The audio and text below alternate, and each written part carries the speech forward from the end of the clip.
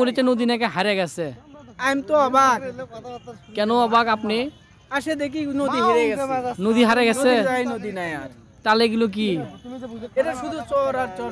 তো আসসালামু আলাইকুম, সবাই মিলে আমরা যাচ্ছিলাম হচ্ছে যে কালীতলা ঘাট সারিয়াখান দিতে। ঈদের দিনে সারিয়াখান দিতে যাবো না তা কি করে হয়।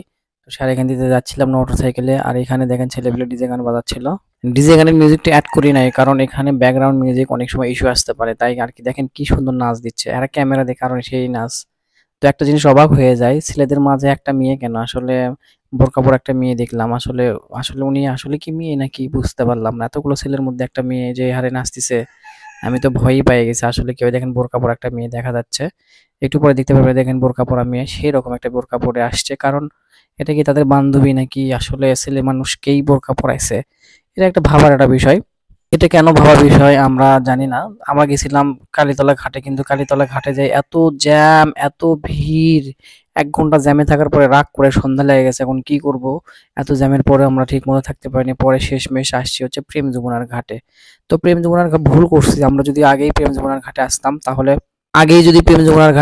তাহলে ওই কালীতলা ঘাটের আমাদের আর ওই জ্যামে আটকে পড়া থাকা লাগতো না। তবে যারা ভুল করছেন, সন্ধ্যাবেলা বা 4টার পরে বের হয়েছেন, তারা অবশ্যই কালীতলা ঘাটে এনজয় করতে পারেন নাই। তবে সময় থাকতে হলে আসতে হয়, আর এত ধুলাবালি। তো পরে শেষমেশ প্রেম যমুনার ঘাটে আসছি। যারা চালাক মানুষ তারা অবশ্যই প্রেম যমুনার ঘাটে আসছে, এসে তারা আনন্দ উপভোগ করছে। আমরা আসছি একেবারে শেষ মুহূর্তে, দিনের শেষ বেলায়, শেষ প্রান্তে। আর এইদিকে দেখেন সারেখানিতে শুকনা মরিচ মানে শুকানো হয়, শুকনো মরিচের বিখ্যাত সারে মরিচ। এই যে পায়ের চাপে মানে মানুষের ভিড়ে মরিচের বিচি বের হয়ে গেছে একেবারে। দেখেন ওই যে ওখানে ওরা শুকাতে দিছে, হয়তো বা কেউ তুলে নিয়ে গেছে, এই ব্যক্তিটা তুলতে পারেনি, কিন্তু একেবারে বিচি বের করে দিছে, কিন্তু কিছু করার নাই। তো এইদিকে আসবো না তা কি করে হয়, ভাবলাম যে ছবি তুলবো না। মনটা একটু খারাপ ছিল, কারণ কালীতলা ঘাটটা মেন আকর্ষণ ছিল, সেখানে যাইতে পারি নাই। আমি যাইতে পারি নাই কারণ আপনি টার্গেট যদি মিস হয়ে যায় তাহলে অবশ্যই মনটা খারাপ হয়ে যায়। তবে কালীতলার আকর্ষণটা বেশি ভালো, নদীর পানি ছোঁয়া যায়। এমন এক জায়গায় আসছি, এখানে একসময় প্রচুর পানি থাকতো, নৌকাতে পারাপার হওয়া লাগতো। আর এখন ধুধু মরুভূমি, চারদিকে শুধু বালি আর বালি, একটু বিন্দু পরিমাণ পানি নাই। আর এখানে নদীর ভেতরে অনেকে ধান গাছ লাগাইছে, কিন্তু সেই ধান গাছের কোনো মানে পরিচর্যা নাই। অর্থাৎ পানি না থাকলে যা হয়, ধানগুলো শুকিয়ে কেমন জানি খড় হয়ে গেছে। তো ভাবলাম যে ছবিগুলো তুলি। এখন যাচ্ছিলাম, দেখেন আমরা একটু চর দেখছি, এগুলো কিন্তু চর। এখানে কিন্তু অনেক সময় এক সময় 2-3 মানুষ বা তারও বেশি পানি থাকে। তো আমরা অলরেডি হাঁটা শুরু করে দিলাম, ভাবলাম যে দেখে আসি, সামনে হয়তো পানি পেতে পারি, কারণ একটা খালের মতো দেখা যাচ্ছে। এগুলোতে কিন্তু একসময় প্রচুর পানি থাকতো, এখানে কিন্তু মানুষ ডুবে মারা যেত এক সময়, কিন্তু এখন আর সেগুলো অপশন নাই, মানে পানি কম থাকে, মানে চর জায়গায় গেছে আর কি। আপনারা হয়তো বা জানেন না চর কিভাবে জাগে। চর আসলে মানে স্রোতে যখন বালি জমা বেঁধে যায় সেখানে চরে কিন্তু ভালো ফসল হয়, বিশেষ করে বাদাম, তিল আরো ইত্যাদি হয়। আর এই আমার বন্ধুটা বলতেছিল নদী নাকি হারিয়ে গেছে। এর স্ক্রিপ্টটা প্রথমেই দিছি, এই আসার পরে বলছে কেন হারিয়ে গেছে, এই অনেকদিন পরে আসছে তো এখানে, একসময় আসে দেখছে নদীর নৌকাতে তো ঘুরছে, এখন দেখে যে নদী নাই, তাই বলতেছে নদী নাকি হারিয়ে গেছে। ঠিক আছে, ওনার কথার যুক্তি আছে।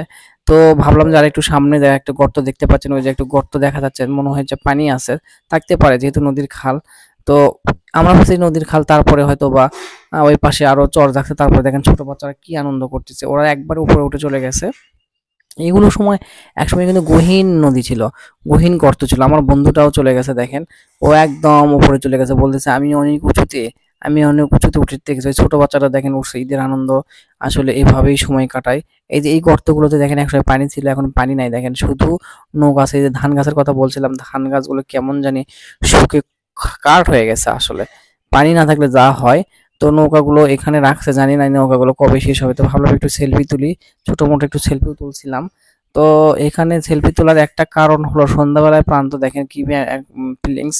এই যে নৌকা আমার মাথার নিচে দেখেন নৌকা দেখা যায়, আমি এখন নৌকাতে উঠবো, উঠে 2-1টা শর্ট ফিল্ম তুলবো, অর্থাৎ 2-1টা সেলফি তুলবো। দেখেন নৌকাতে একদম শুকে গেছে, নৌকার কালারটাও নষ্ট হয়ে গেছে।